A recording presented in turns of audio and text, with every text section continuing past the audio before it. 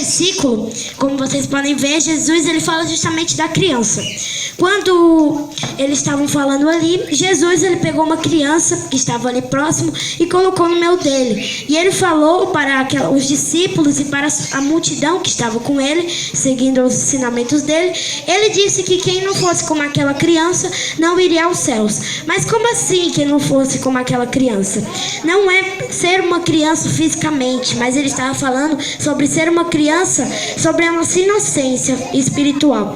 Quando a gente busca o Senhor de todo o coração e pretende buscar as vontades dele, a gente está sendo como uma criança. Por quê? Porque a criança, por que Jesus usou ela como exemplo? Porque quando você briga com um colega, quando você briga com seu amigo, alguma vez você brigou com seu amigo e depois vocês estavam brincando de novo? Sim. Por quê? Porque você, depois que brigou com seu amigo, você brincou com ele e esqueceu aquele assunto. Então, do mesmo jeito, porque os adultos, a maioria deles, se não todos, eles sempre que brigam com alguém, eles sempre guardam mágoas no coração. Já a criança, ela não guarda mágoas no coração. A criança, ela é pura, ela esquece e volta a ser feliz. Então, o que eu quero dizer? Você tenha ter um coração de criança, porque uma criança, ela é muito preciosa para Deus. E como diz um dos últimos versículos, diz que para Deus não é pela vontade dele que nenhuma das crianças se perca. Então, irmãos, hoje venhamos ser crianças. Mas não é ser criança, é ser uma criança espiritual. Como assim espiritual? É ser uma criança porque ser uma criança para perdoar. Porque criança, ela perdoa. Como eu acabei de dar o exemplo. Então a gente deve ser que nem criança. A gente deve perdoar, a gente deve amar, a gente deve brincar, se divertir e não guardar mágoas. Isso que uma criança é. Ela é uma pessoa feliz, né? Ela não se deixa levar pelas tristezas. Ela sempre é feliz, ela sempre tá lá brincando, ela sempre tá lá unida. Então, que venhamos assim como crianças. A gente possa perdoar aquele amigo que a gente brigou, que a gente possa perdoar com aquele amiguinho que a gente brigou, aquele amiguinho da escola, aquele amiguinho da igreja. A gente tem que saber perdoar, a gente tem que saber ser unido, porque a união, como diz uma frase, a união faz a força. Então, devemos ser unidos com os nossos colegas, com os nossos próximos, porque um dos mandamentos da Bíblia, que se encontra em Êxodo 20, diz que a gente deve amar o próximo assim como amamos a nós mesmos. Jesus, ele é um grande exemplo disso. Quando Jesus veio ao mundo, ele mostrou vários ensinamentos e nenhuma vez ele guardou mágoa, mesmo ele sendo perseguido, mesmo aquelas pessoas ruins perseguindo ele, Jesus, ele ainda assim, ele acreditava que aquela pessoa podia ser melhor. Jesus, ele nunca brigou. Jesus, ele nunca guardou mágoa. Ele foi a única coisa que veio nesse mundo que é perfeito. Ele foi o único ser existente nesse mundo que é perfeito. Então, irmãos, entenda. A gente deve ser como uma criança. Você aí deve continuar sendo como uma criança.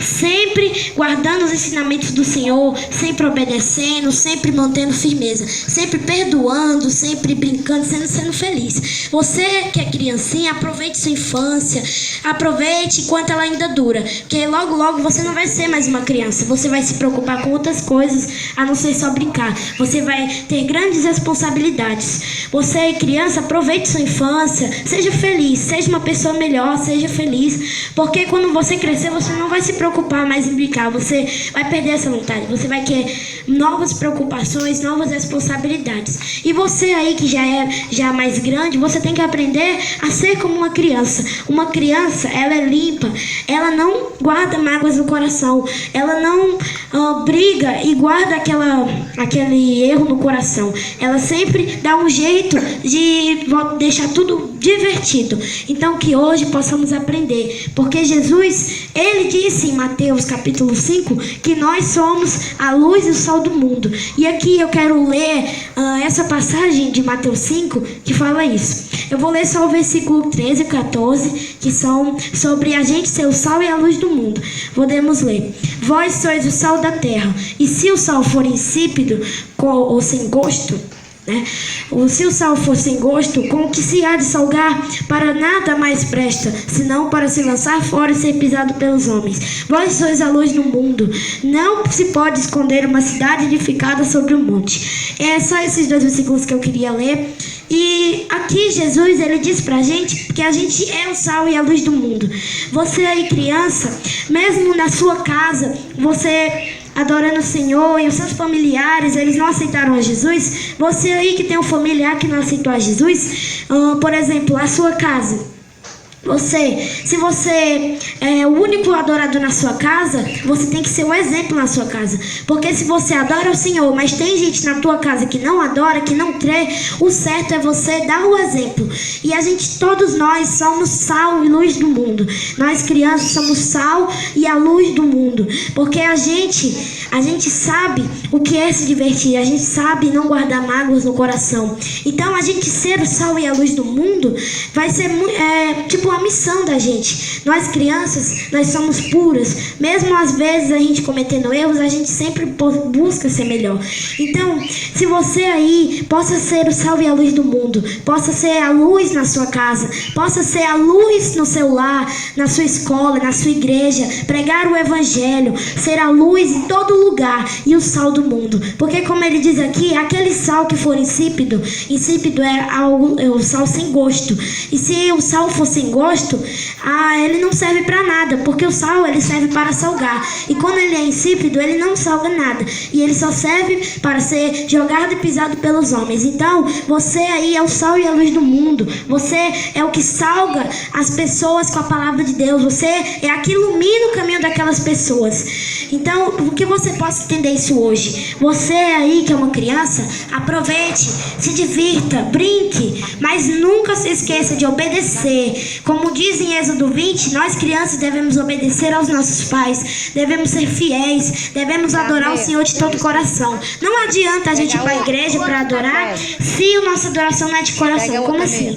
Não adianta a gente ir para a igreja só porque nosso pai, nossa mãe nos obrigou. Não adianta a gente ir para a igreja se o nosso pai, o nosso parente, ele obriga a gente para a igreja, ou porque a gente não está nem aí. Não adianta a gente ir para a igreja se a gente não vai para buscar o Senhor. Porque cada um que vai buscar o Senhor, ele tem um propósito: buscar a palavra do Senhor, buscar ser enchido do Senhor. Então não adianta você vir só porque seu pai, sua mãe lhe obrigou a vir, você não quis vir. Você tem que querer, porque aqueles que vieram aqui hoje, eu espero que todos que vieram, todas as crianças que vieram, tenham vindo para buscar a presença do Senhor, que é o mais importante.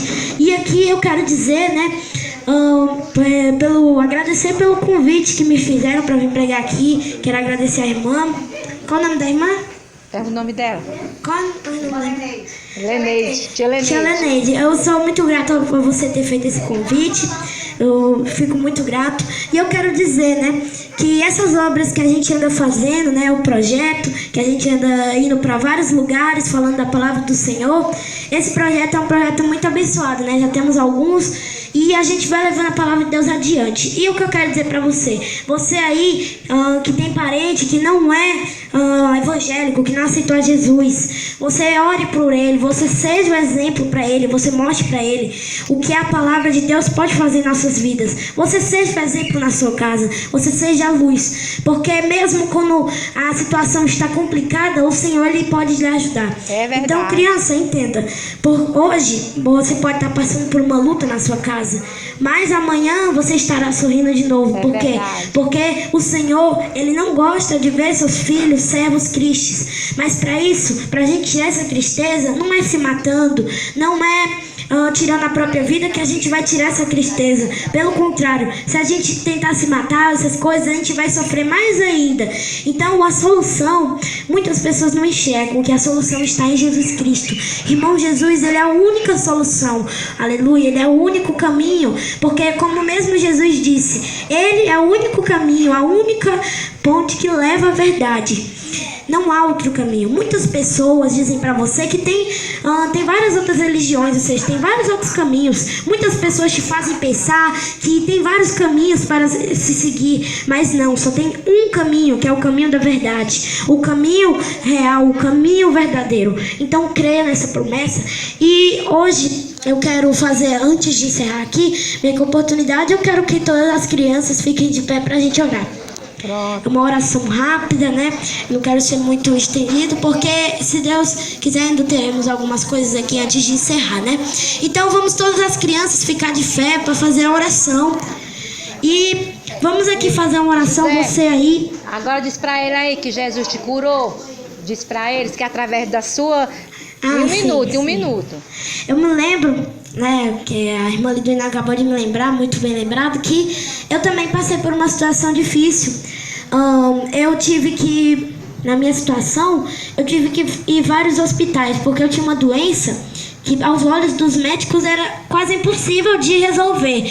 Então eu tive que fazer muitas cirurgias, muitas mesmo. Ficou várias marcas, cicatrizes, mas sempre que eu olho eu me lembro das cirurgias. Eu tinha um grave problema de pós-parto, que eu não sou muito de falar desse problema, mas é um problema que ele impede de urinar, né? Como alguns já sabem, não sei se você já sabe, né? Porque esse nome é bem esquisito. Mas aí, esse problema, ele vinha me atormentando desde nascido. Eu só fiquei sabendo em 2018. Eu não sabia que eu tinha esse problema, mas meus pais foram me levar para o hospital e me contaram, né? E eu tava confuso na hora, porque eu não sabia, eles me contaram bem em cima. Aí eles me levaram para o hospital e eu tive que fazer uma cirurgia e foi um ciclo.